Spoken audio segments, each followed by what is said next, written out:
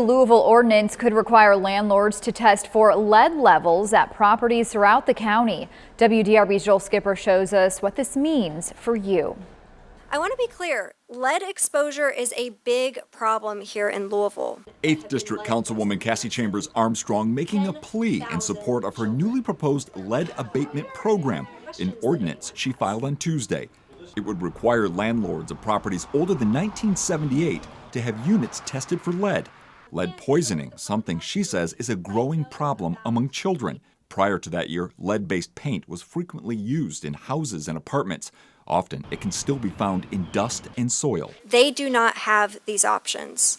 They don't know whether their home contains lead hazards, and they often only find out that it does after their child has been permanently impacted. Exposure can lead to cognitive and learning issues, especially to children under the age of 6. Chambers Armstrong says now is the time for that testing. Between 2005 and 2021, nearly 10,000 children in the Louisville area had elevated levels of lead in their systems. Each one of those poisonings is a child whose potential might have been permanently impacted by something that is entirely preventable. This map shows the areas where lead poisonings are at the highest risk, mostly in the northwestern part of the county and near downtown. In Jefferson County, many young children are living in old housing stock and are at a significantly higher risk for lead exposure from paint, dust, and soil.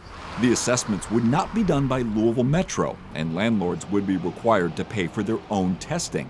If lead is found, landlords would have 12 to 24 months to fix the issues or face fines of up to $500 for each citation. For a few $100s, landlords can discover the lead hazards in their unit. For a few $100 more, they can take steps to abate lead, like painting over any flaking lead paint. The proposal still needs approval of the council, but Chambers Armstrong and health officials believe it's a step in the right direction, following successful programs in Detroit and Pittsburgh. There is no cure for the damage that is done by lead exposure, and the damage can be invisible until it is forever a part of the backdrop of your child's future. In Louisville, Joel Skipper, WDRB News.